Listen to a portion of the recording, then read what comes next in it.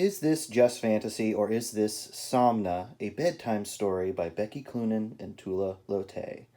This is book one. It's finally here of the book that was initially teased in that Devil's Cut kind of sampler platter that DSTLRY put out. I talked about it a while back, but this is the initial tasting we got of this collaboration from Becky Cloonan and Tula Lotay, where they're splitting the drawing duties between each other. So Becky Cloonan is drawing the daytime art, you could say, and then Tula Lotay is taking the nighttime visions. And it is promised, or at least it was promised to us, that this would be a erotic folk horror story, and so far I feel like it is living up to it.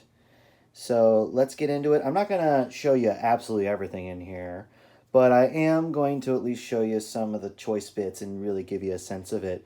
But bottom line, I really love this. It's hard for me not to, because I really love Becky Cloonan. I think she's a great storyteller, and I think she's also an amazing artist. And she's teamed up with Tula Lotay, who is as well a great storyteller and artist. So I think it is a great combination. And of course, right here at the beginning, we are quoting Heinrich Kramer, Malleus Maleficarum, or The Witch's Hammer, which is a really horrible book about witchcraft and essentially instructing people on how to burn witches. And that's essentially what's going on here. In this story, we are set in an era where people are afraid that their neighbors might be witches, and that they're trying them, and I'll put that in air quotes, trying them and burning them at the stake. And that is our setup. That's the world we're entering in, and we are telling a story about this main character, who we'll see in a second, or who we're seeing right now, that is living in that world and is perhaps subject to the fears of the time. So right away we have a dream vision from Tula Lotay here, and just a lovely touch on all of these panels, and just a very atmospheric opening to this story. And they are not afraid to get spicy and really go for it in this story.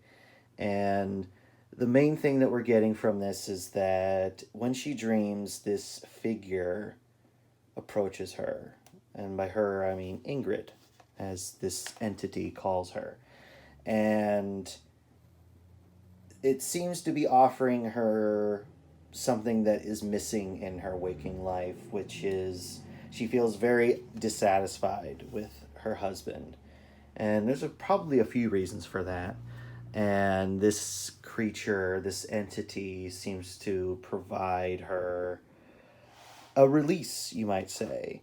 And I just really love the treatment of this figure. This dark, shadowy figure who just fades into the background. It's very creepy, very sinister, and mysterious. And something that I think this story, this book, does very well is, I think that it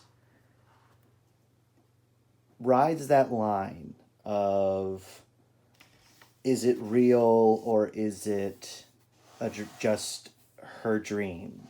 Is it just a fantasy that she's coming up with because of the time that she lives in? And her husband is very deeply disturbed because, like, she keeps making weird noises in her sleep, and he's unpleasant. I really don't like her husband. And her husband is very specifically a bailiff, but he is the guy who's trying and executing these witches. And I should say witches in air quotes. I should say witches in air quote. I will say witches in air quotes because he's trying and murdering women because they're accused of being witches.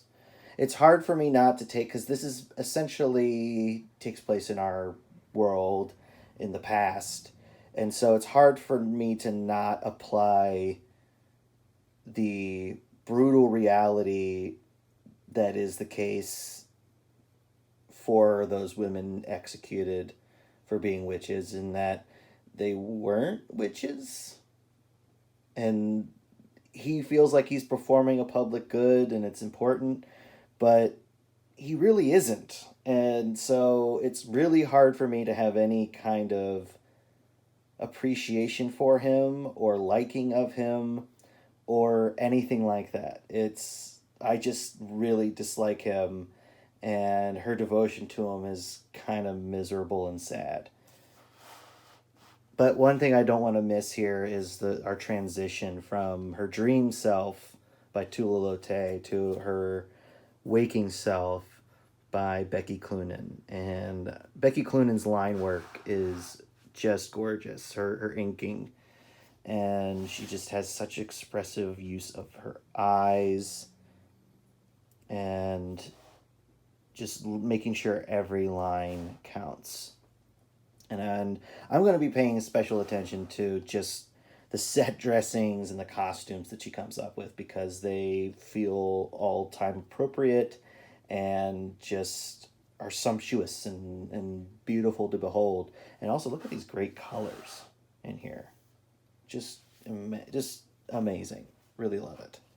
So we have Lee Luridge and Dee Caniff to thank for the colors, I imagine, on this, because Tula Lotay is, I believe, doing all the color work and everything for her part.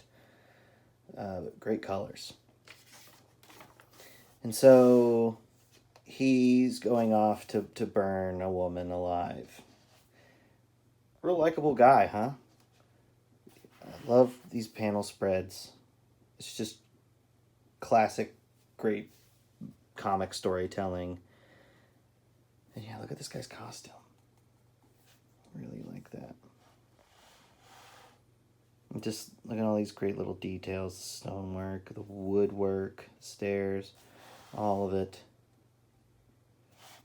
You know, just like it's things that I'm paying attention to because I have to pay attention to it when I draw my own work. So special attention. The woodwork on the outside of the house, but then when she finally gets up and goes, because she's claiming that she feels too ill to witness the execution, and she just really doesn't want to see it. And of course, why would she? What a great spread here. The execution, burning of a woman here.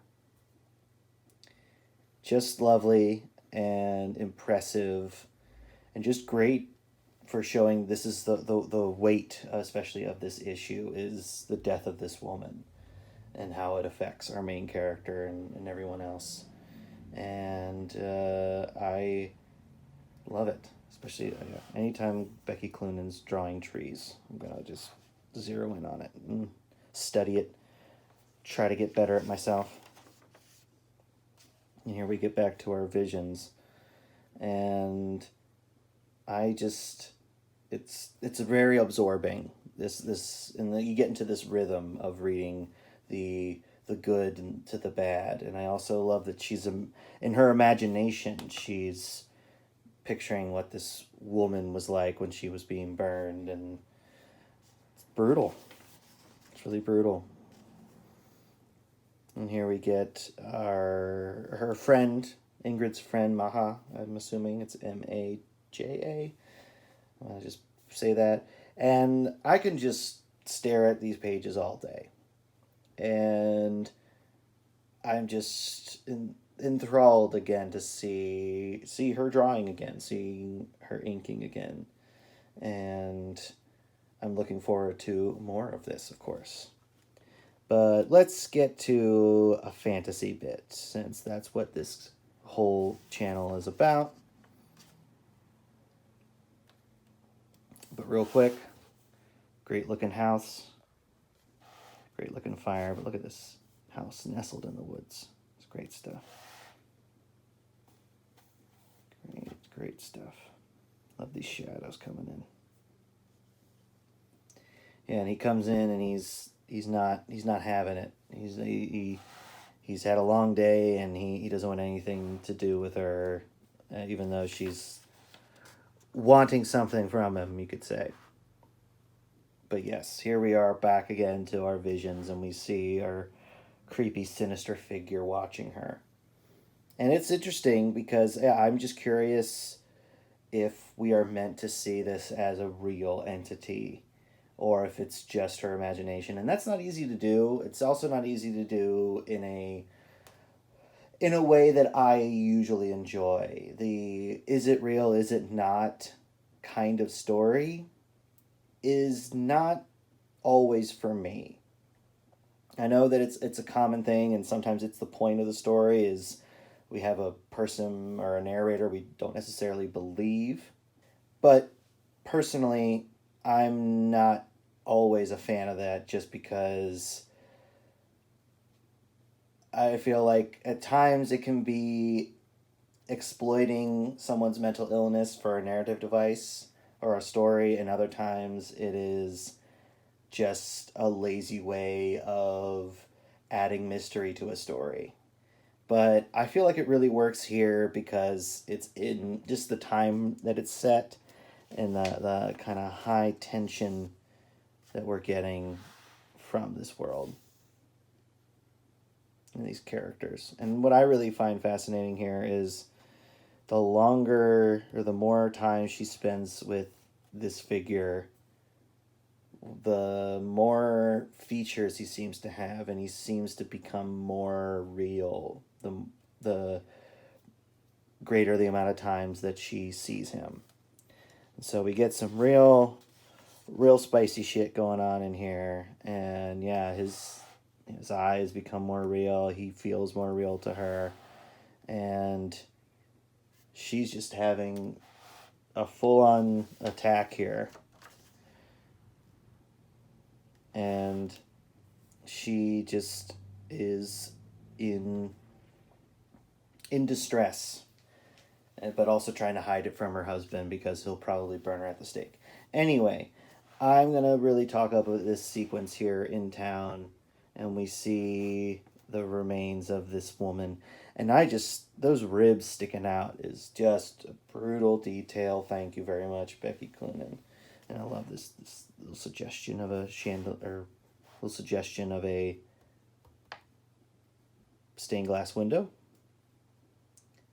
And here we have a creepy priest coming in and just really doesn't give a shit about what they did to this woman and this horrific burned out corpse. Cloonan loves her horror, and so do I, so that's just great shit. Now, this page just has me as a fantasy illustrator myself, as a fantasy comic artist. I really love this scene here at a marketplace because I can just imagine wrestling over, all right, what is everybody have? What is this person selling?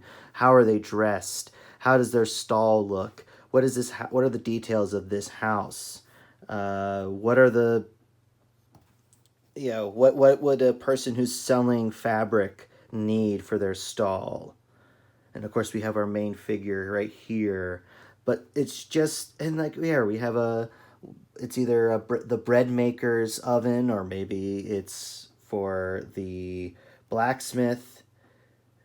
This old lady selling spoons. I don't know. I just am really taken with this kind of stuff. And then also the great detail here on the breads, because they don't look like modern breads. That would have been an easy cheat. Is just like, I just draw a loaf of bread. But it's like, no, what kind of breads did they make? Oh, they got the big X's on them and all that stuff. It's just feels time appropriate. The butcher here, he's just selling hunks of meat. And all of these great vegetables here in this basket. All the costuming, everything is just wonderful.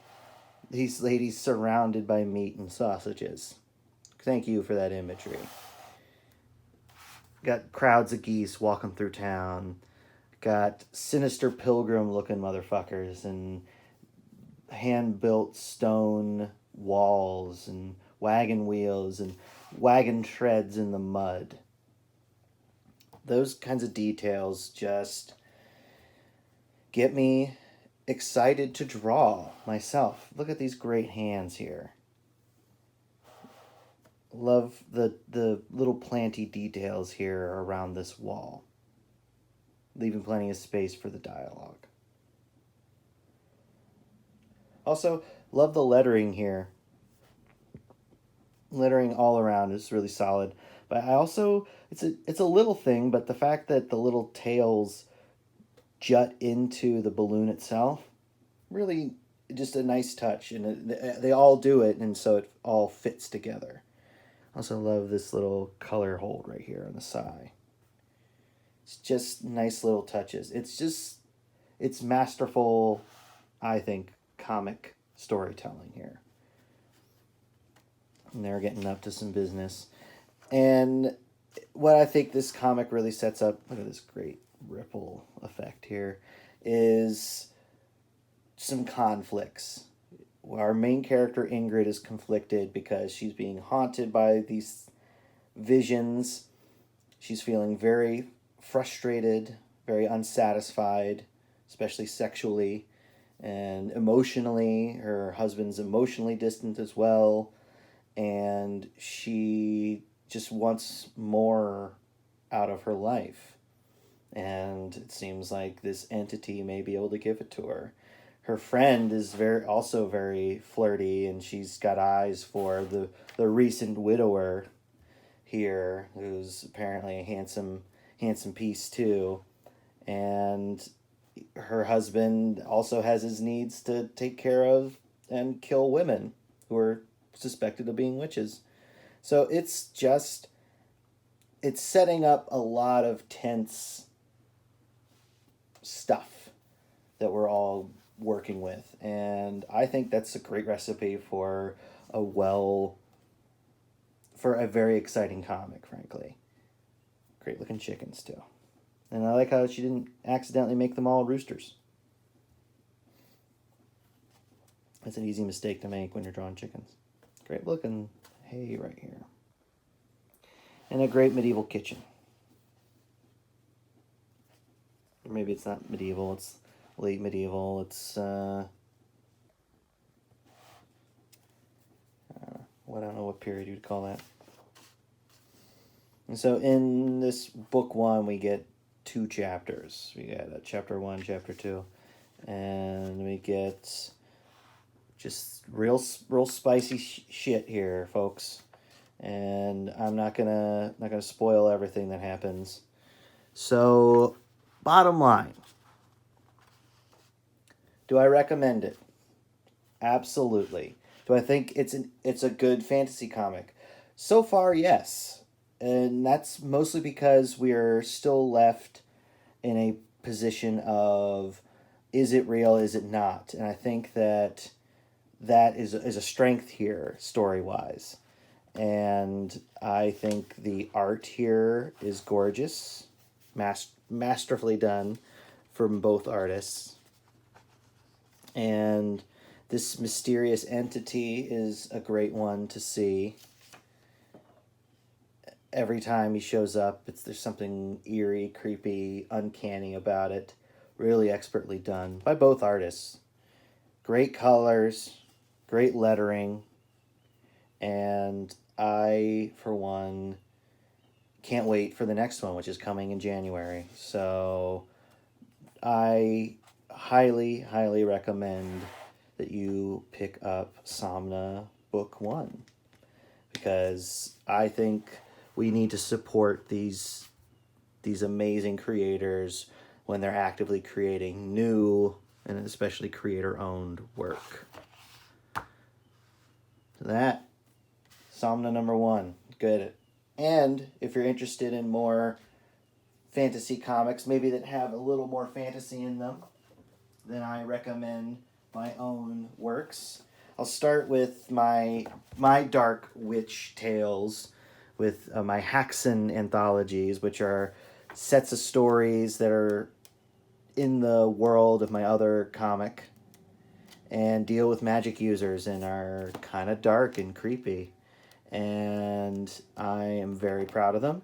You can buy both these books on my website, and the companion book, I guess, that goes with them, even though technically these are the companions, Side Questers. This is issue 1, is a fantasy story about an odd couple buddy cop setup where a more straight-laced warrior must team up with a giant lizard man with a big hammer who's kind of a loose cannon, and they go on side quests.